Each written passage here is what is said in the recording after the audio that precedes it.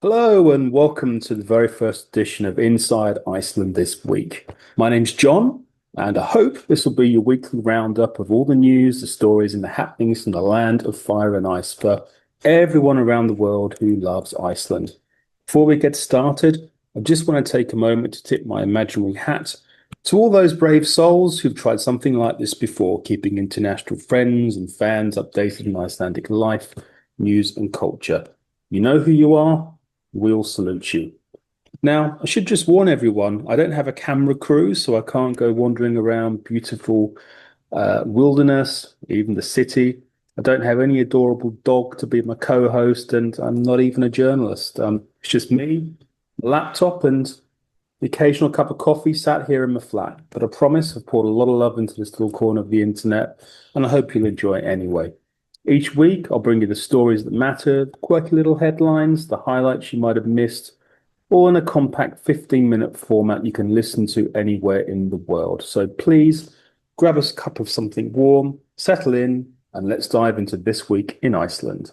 So, what has been happening inside Iceland this week? It's been an uncharacteristic set of headlines. The nation has been gripped by gangland murder, kidnap, and drugs, all chaos in Reykjavik. Iceland has been at the core of saving the Arctic. Famous Icelandic museum is falling apart. And if you've tagged your pictures in Iceland, you might want to check before you share them.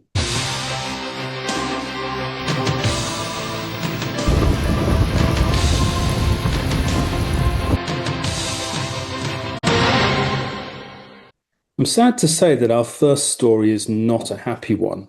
We start with one of, if not the biggest and most complex legal cases in Icelandic history. And this week it has been gripping the nation. In early March 2025, a man in his 70s was abducted from his small town home. He was later found gravely injured near Reykjavik and died shortly after of his injuries. Police quickly launched a homicide investigation, but as details emerged, the story became much darker. This was not only a murder, it also involved extortion and kidnapping. For a country where violent crime remains rare, the complexity of this case shocked both authorities and the public, right to the very core. Over the next days, police made a series of arrests. First 5 people, 3 men and 2 women. That number grew to 6 and eventually 7. One of the arrests followed a rare high-speed chase through Koppavogur, ending with a suspect attempting to evade capture in eastern Reykjavik. The gang created a fake online profile, that of an underage teenage girl, who the victim engaged with. Detectives carried out house searches, seized vehicles, and combed through surveillance footage. They also appealed to the public for help and access to their security cameras, plus mobile phone data and eyewitness tips all became vital pieces of evidence. Chief Inspector Jon Gunnar described the case as one of the most complex his team had ever handled, confirming the combination of homicide, kidnapping, and extortion. Fast forward to August. On the 25th, the main proceedings began in the South Iceland District Court. The trial has drawn such intense interest that extra chairs had to be brought into the public gallery. The group of defendants faces serious accusations from abduction, subjecting the victim to violence, robbing him of money, and leaving him fatally injured. Among the accused are a man charged with money laundering and a woman accused of helping with the abduction and robbery. The men arranged to meet the victim, fronting themselves as a teenage girl. When it became clear what the victim's intentions were, they told him he could either pay or have his behaviour made public. He claimed to have forgotten his online banking password, and the gang became spooked when the victim's wife chased them out of town. The Tesla the gang were driving began to run out of battery, and at this point they asked for wider help, calling one of their friends to use one of their friend's Tesla charging keys. At that point, they called the victim's wife, explaining the situation to her. She did not help. After that, the gang went to an industrial site where they were able to access his online banking account and applied for a 3 million kroner loan. That's 25,000 US dollars, which was automatically approved in just 3 minutes. They beat the man, but caused relatively minor injuries and stripped him of his clothes so there would be no DNA left. They then dumped him on a footpath in the middle of the winter night. The proceedings are expected to conclude by the end of this week. Whatever the outcome, the case has already raised serious questions about organised crime and vulnerability of citizens and the justice system here in Iceland. For a nation known for its low levels of violent crime, something that we're proud of, this case has struck a nerve. Staying in Reykjavik with a worryingly similar theme, a dramatic police operation has uncovered dangerous chemicals and illegal drugs.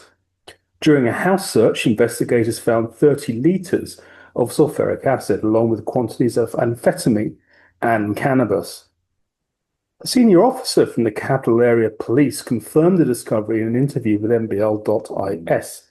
She explained that the search formed part of a wider investigation into Reykjavik's burgeoning serious crime. 4 people were arrested during the operation, which also involved the National Police Special Task Force. However, all of them have now been released. One individual remains with the legal status as a defendant, but importantly, no one is currently in custody in relation to this case. The presence of such a large amount of sulfuric acid, a substance associated with drug production, alongside narcotics, has raised concern about potential organised crime activity in the capital. Police say the investigation is ongoing, but for now, only one person remains under suspicion. Well, of course, what would normally happen in Iceland is everyone would head down to the local hot pots and have a good chat about what's been going on with these sort of events.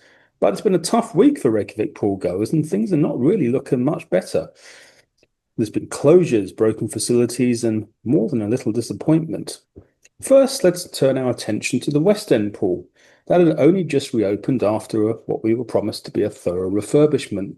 But turns out those improvements were done to such a poor quality, the council had to immediately come and shut the joint down again.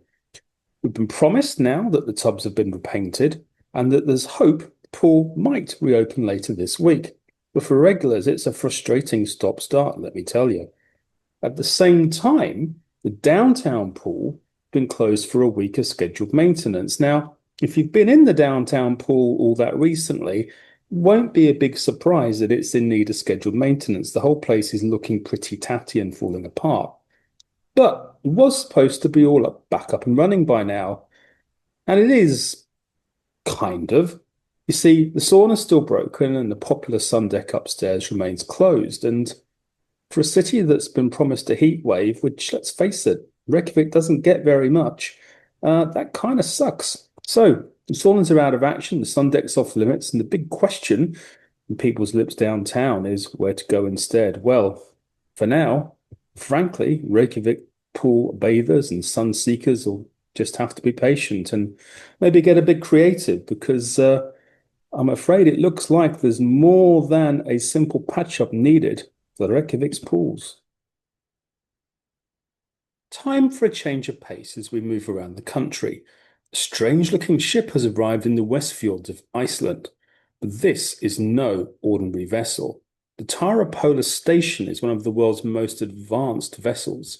It's a floating research base designed for Arctic exploration.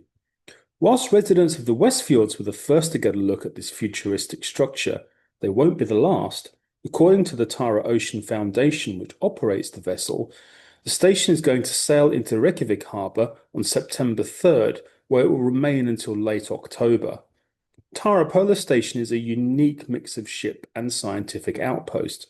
At 26 metres long and over 400 tonnes, it provides living space for up to 18 researchers. On board are both wet and dry laboratories, and there's even a specially designed opening in the hull that allows scientists to deploy drones deep into the ocean and collect samples beneath the ice. Built in Cherbourg, France, the vessel can withstand extreme Arctic conditions.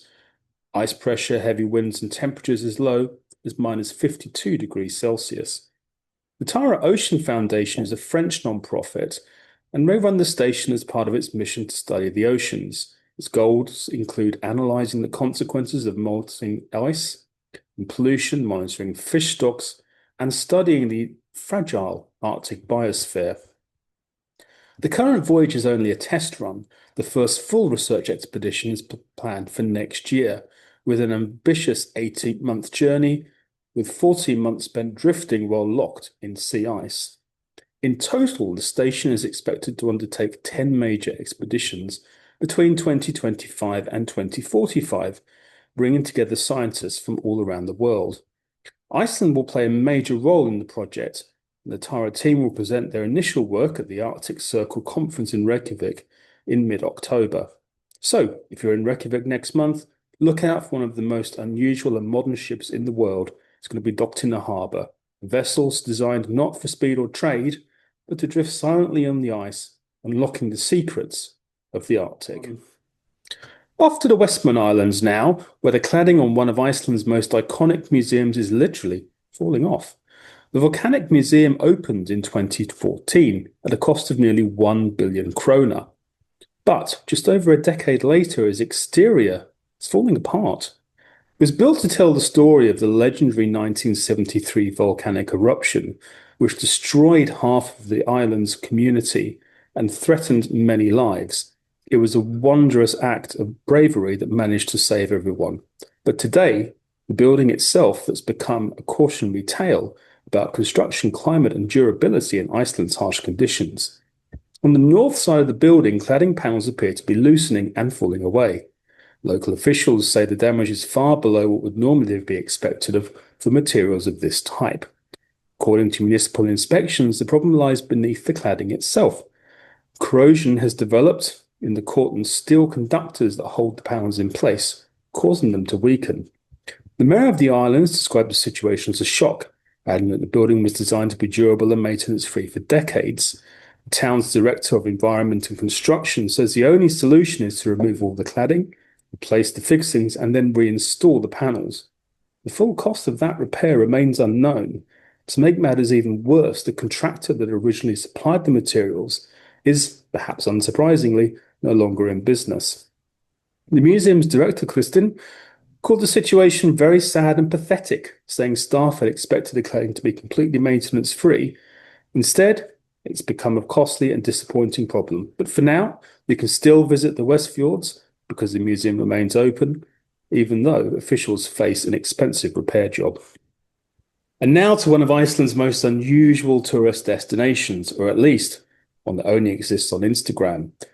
Hundreds, if not thousands, of photos from across Iceland have appeared on social media over recent years, all tagged with the location taxable.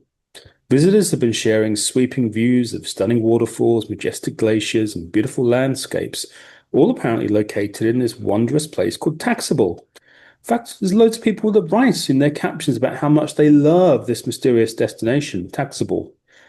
I'm going to let you into the truth. There's no town or natural wonder called Taxable. It basically happens because there's a sign up that says parking fee. Taxable is being confused for the Icelandic word for toll. It's just telling you got to pay for your parking. The design of information signs at popular attractions highlight the obligation to pay parking fees more prominently than anything else, simply because so many people have been getting confused and ended up paying fines. And, well, it hasn't made things any better. So, next time you scroll past breathtaking landscapes named Taxable on Instagram, don't worry, it's not an amazing hidden gem that you missed. It's just a very Icelandic misunderstanding. So, gang, thank you if you've made it this far. I certainly didn't bank on there being this much hard news in my first week, but there you are. Hopefully, it will be a little bit lighter and happier news as we move forward. Look, please like and subscribe. Remember that we're here doing this, and I hope to see you this time next week. Look after yourselves. Ciao.